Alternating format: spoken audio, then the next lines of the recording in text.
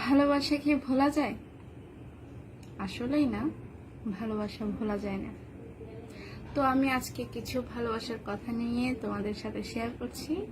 তোমরা হয়তো অনেকেই যারা যারা এখন বর্তমানে প্রেম করছো, যারা আগে করেছো, তাদের সাথে অনেকটাই মিলে যাবে।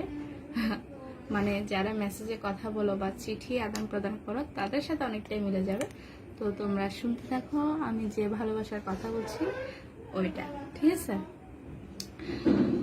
ভুলতে পারি না তারে, ভালোবাসি আমি যারে।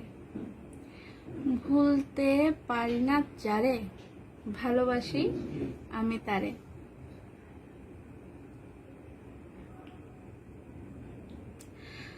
মনে পড়ে তারে শুধু বারে বারে, জানি না সে কত দূরে, তবু আছে মন জুড়ে।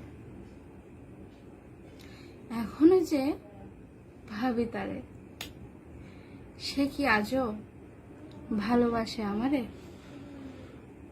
সেটা কিন্তু আমার খুবই অজানা, তাও বলছি। কেউ যদি অভিমানে তোমার সাথে কথা না বলে, বুঝে নিও সে তোমার আড়ালে মিস করে। আর কেউ যদি না দেখে কাঁদে, বুঝে নিবে সে তোমায় ভীষণ ভালোবাসে। এ কথায় অনেকেরই অনেক কিছু মনে হতে পারে, আমি জানি না তোমাদের কি মনে হচ্ছে, কিন্তু আমার অনেক কিছুই মনে হচ্ছে। দেখবা অনেকেই আছে যারা সত্যিকারে ভালোবাসে, তারা কি করে অনেকেই না। আমি এদিন একটা ভিডিও দেখেছি, মানে তোমাদের সাথে শেয়ার করছি, তোমরা আবার কিছু মনে করে না। সেটা হচ্ছে একজন একজনের সাথে অনেক পরিচিত ছিল, ভালোবাসছে, কিন্তু ঘর থেকে মেনে নিচ্ছে না। এটা দেখে ছেলে তো কান্নাকাটি, ছেলেরা কম কান্না করে, ছেলেদের কান্না দেখা যায় না, মেয়েদের কান্না দেখা যায় না, কিন্তু মেয়েরা তো কান্না করে, সেটা স্বাভাবিক। দেখা যায় না বলতে ভুল, মেয়েদের কান্না দেখা যায়। আমি কান্না করে সেটা কেউ দেখে না, এটাই বললাম। তো মেয়েদের ঘর থেকে যদি রাজি না হয়, সে মেয়ে দিন রাত কান্না করে, চিঠি লিখে প্লেন বানিয়ে ছুঁড়ে জানলার বাইরে ফেলে, যাতে ছেলেটা পেয়ে কিছু তো অন্তত বুঝতে পারে।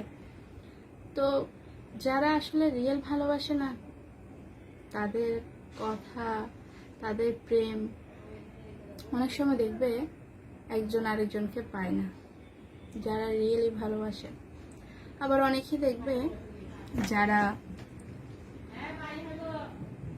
যারা ভালোবাসে না, মানে সময় পাস করে, ওই তাদের কথাই বলছি। তারা দেখবা কি করে, ওই ভালোবাসার অভিনয় করে, সময় নষ্ট করে, ছেলের পকেটের টাকা নষ্ট করে, এরকম করে দিনটা কাটিয়ে ফেলে।